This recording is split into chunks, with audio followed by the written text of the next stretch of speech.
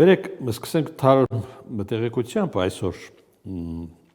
ես տեսա այդ տեղեկությունը հունվարի 1-ից մինչ այժմ հայտարարագիր է ներկայացրել 5741 քաղաքացի։ Դա ավելի մեծ թիվ է, քան նախկինում եղած թվերը, ուզում եմ հարցնել այդ աճը ինչի մասին է վկայում։ Այդ թվերը 5791, եթե չեմ սխալվում, դա վերաբերվում է այն անձանց, ովքեր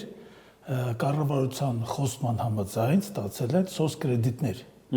Այսինքն կառավարությունը հայտարարագրումը կատարելու համար քաղաքացիներին որպես շահավետ առաջարկ ներկայացել է այդ առաջարկը, որ եթե նրանք հայտարարագրում Շատ բարի, ես ուզում եմ հենց դա հասկանալ։ Աշխատում է այս փոփոխությունը, թե ոչ։ Այս փոփոխությունը, գիտեք, նա ներկա կառավարության համարյա բոլոր բարեփոխումների նման կիսատ բռատ է եւ ընդհանրապես հետապնդում է ավելի շատ առավելապես քարոզչական հնարքի տրամաբանություն։ Ես ասեմ, մոտավորապես 720,000 հոգի պետք է ներկայացնի հայտարարումը 2025 թվականին, 2024 թվականի տվյալներով։ Մինչև այսօր հայտարարագիր ներկայացրել են ընդամենը 69,000 մարդ։ Եվ միայն այդ 69,000 հոգուց 5,700 հոգին ստացել այդ սոցիալական կրեդիտը, որը վերաբերում է նրանց կրթության, նրանց ընտանիքի երեխաների կրթության։ Այդ թիվն էլ կա 535 միլիոն դրամ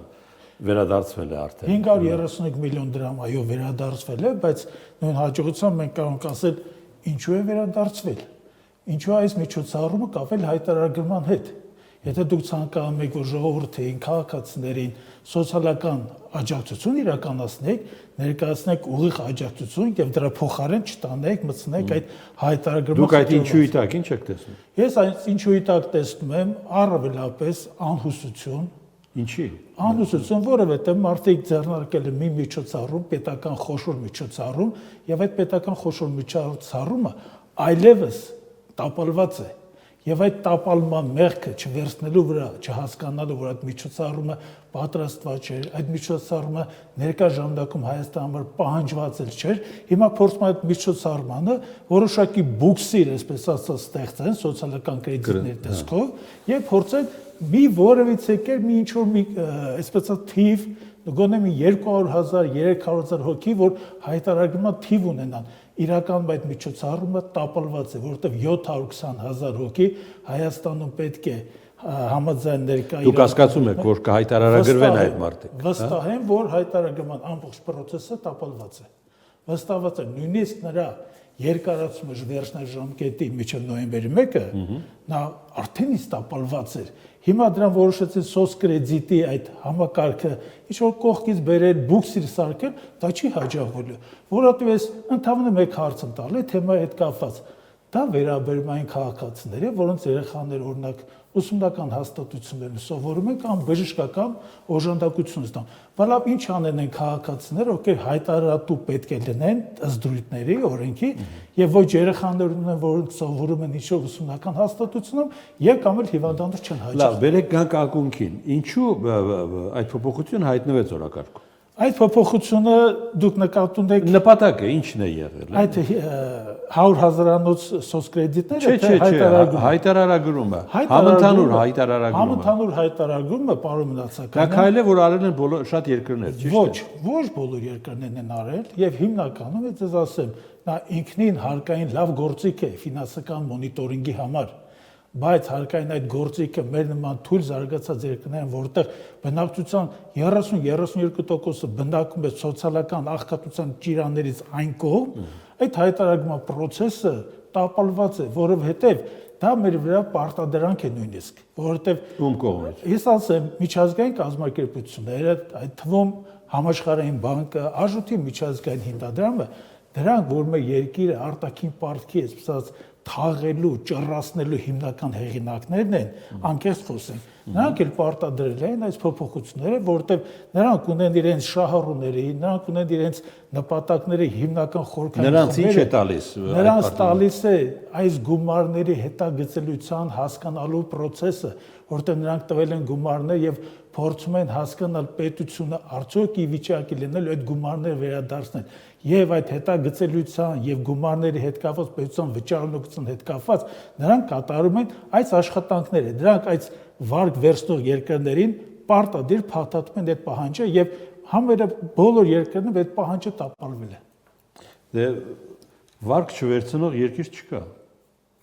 Կա աշխարհում, որ վարկ չի վերցնում։ Ես օրինակը գբերեմ, այդքան հեռու երկիր չէ, Բելարուսն է, Բելարուսին ով վարկ կտա։ Բելարուսին վարկ չեն տա, բայց այստեղ մի 100 հարց են շոշափում, որովհետև վարկը ինչը վերջ-վերջը նշանակում։ Վարկը վերջ-վերջը նշանակում, որ տեղի ֆինանսական շուկան ունի ռեսուրսներ, ազատ ռեսուրսներ եւ տեղի պարտքային գործիքներով պետությունը չի կարողանում հայթայթել ֆինանսական միջոցներ ենթակառուցվածքների զարգացման համար, որը մեգա նախագծի համար, իրականացման համար, եւ պետությունը գնում է պարտքի։ Այլ բան է, որ պետությունը սեփական ռեսուրսները կարողանում է ճիշտ տեղորոշել, կազմակերպել, կարգավորել եւ իր միջոցներով կարող է ինքնաբավ կերպով կատարել այդ տնտեսական հարցերը։ Աշխարհի ամենահարուստ երկրի պարտքը ներքին գիտեք ինչ կան։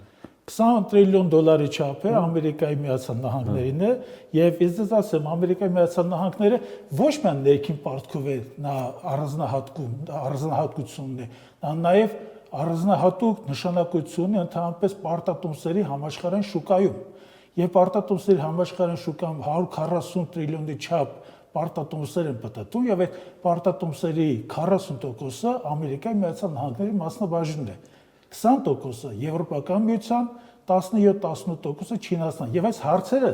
այս թվերը ես իզուր չեմ ձեզ ասում պարոն Նացական որովհետեւ մենք այսօր հավանաբար կքննարկենք նաեւ վերջին այդ հայկական պարտատոմսերի տեղաբաշխման կասկածելի հաջողությունը այդ թեման Ինչի է կասկածելի շատ կասկածելի է որովհետեւ ես չեմ ալարել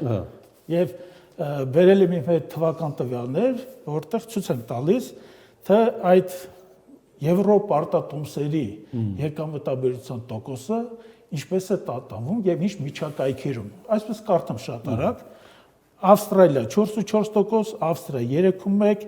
Բելգիա 3.3%, Բուլղարիա 3.3%, Բրիտանիա 4.7%, Վիետնամ 3%, Հոնկոնգ 3.2%, Հունաստան 3.5%, Դանիա 2.5%, Իսրայել 4%, Իռլանդիա 3%, Կանադա 3%, Կիպրոս 2% եւ Հայաստանի Հանրապետություն 7.1%։ Ինչ է սա նշանակում։ Ինչ է նշանակում։ Սա նշանակում է, որ Հայաստանի Հանրապետությունը վերցել է մոտավորապես իրական միջինացված տոկոսադրույքի, այդ եկամտաբերության տոկոսադրույքին 2 անգամ գերազանցող տոկոսադրույքով ահռելի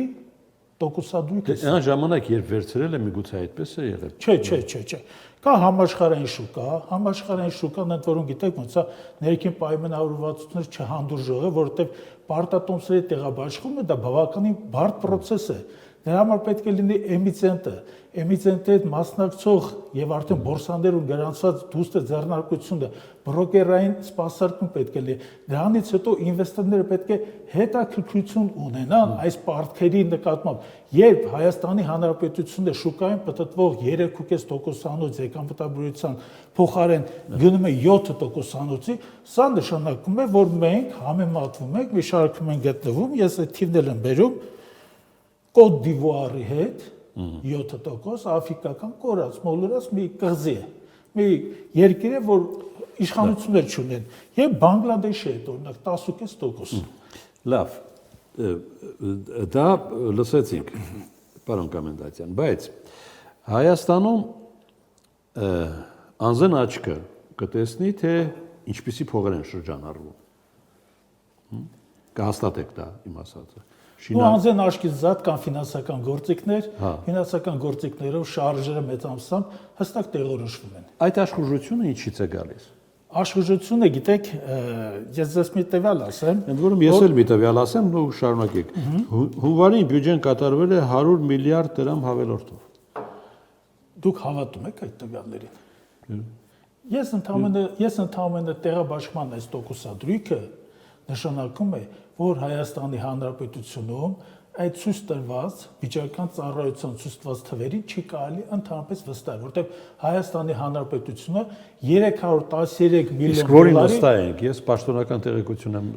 պաշտոնական տեղեկությունները կարելի է նաև չհավատալ, օրինակ մեկ օրինակ եմ բերում, լուրջ, մեկ օրինակ եմ բերում գյուղատնտեսության զարգացումը։ Մեր գյուղատնտեսության զարգացումը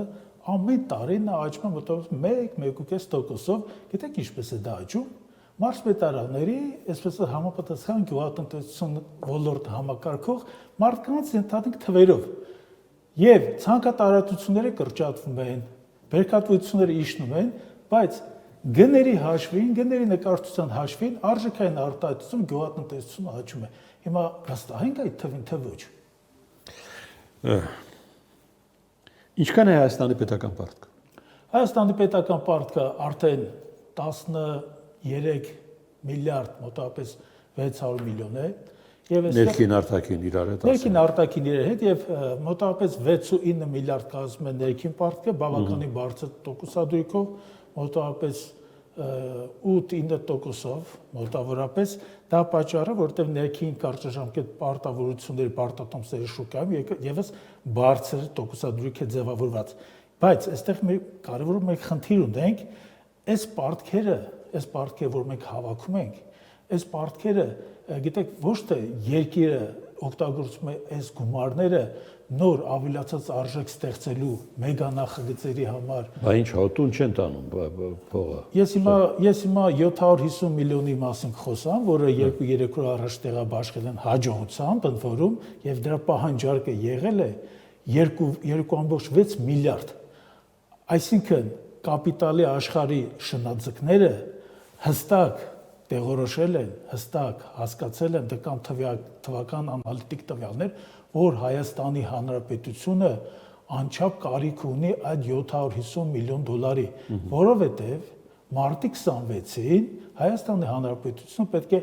նախորդ ժամանակներից վերցրած պարտքի մարում կատարել 313 միլիոն դոլարի չափով։ Դրա համար հստակ այն անալիտիկները, որ նստած են բորսանում եւ այդ տեղաբաշխումը տեղի ունեցել Լոնդոնի բորսայում, նրանք հստակ գիտեն, որ Հայաստան Հանրապետությունը կախված է այս գումարից, որովհետև հստակ դեֆոլտի վտանգներ արդեն հավաքվել Հայաստանի Հանրապետությունում։ Եթե չտան, սա երկնշանակում է դեֆոլտ։ Եթե չտային։ Գիտեք,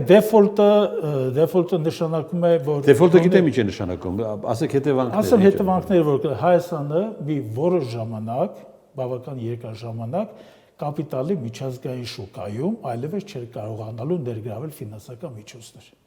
Միգուցե երկկողմ պայմանավորվածում առանձին էմիսենտների կամ առանձին 1-2 պետությունների հետ հնարավորներ միջպետական վարկեր ձևակերպել, բայց կապիտալի շուկաներից Հայաստանի հնարավորությունները կարելի ասել բացարձակ անջատվելու են, արկախվելու էին։ 504 միլիոն էլ կենտրոնական բանկի պարտքն է։ Նու կենտրոնական բանկի պարտքը 504-ը դրա էականությունն եմ ուզում հասկանալ։ Դրա էականությունը ընդհանրապես ձևակերպման հարց է եղել, ժամանակին դա ձևակերպել, դա նույնիսկ չէր փոխվում, որովհետև վերջի մի 10-15 տարվա ընթացքում դրա մեծությունը համարյա անփոփոխ է մնում։ Այստեղ մենք մի կարևոր հարց ունենք, որի մասին ես կուզենայի ձեզ գոնե մեր Չէ, ես մոտենում եմ այն շեմին, որը պետք է համարվի արդեն անդառնալի, որից այնքան չի կարելի գնալ, հա, պարտքի դուք նշեցիք ընդհանուր չափը եւ չասեցիք ռիսկը մեր տնտեսության կամ ֆինանսական շուկայում։ Ինչ ռիսկեր են կուտակում այդպես։ Ռիսկերից ամենահիմնականը, արմատականը դա պարտքի եւ հնայի հարաբերակցությունն է։ Այո։ Եթե հիմա պարտքի եւ հնայի մասնագետները ասում են, այդ հարաբերակցությունը թույլ տալիս է մեզ փողներ գրավել։ Մասնագետները չգիտեմ ով է դա ասել, ես որոշ մասնագետներ ասածներին վերջին օրերի կանդրադառնամ, ներկայումս դա մոտավորապես 48.5% է, բայց այս 750 միլիոն դոլարը ստանալը եւ 313 դրա միջոցով նաև մարելը մեզ կանգնեցնելու 2025 թվականի վերջում մոտավորապես 53-54% հարաբերակցության դա ահռելի թիվ է։ Ընդհանուր դա ահռելի թիվ է ոչ միայն տոկոսներով, հնայի համեմատ, ոչ միայն տոկոսներով, նա ահռելի, նա վտանգավոր է նաև նրանով, որ բացարձակ ծավալներն են մեծանում եւ այդ բացարձակ ծավալները մեր աղքատ երկրին, հնարավորություններ քիչ ունեցող երկրին եւ կարելի ասել որոշակի իմաստով նաև արդեն տեղում դոփացող տնտեսության պարագայում մեր երկրի վրա ահռելի ծանրություն են։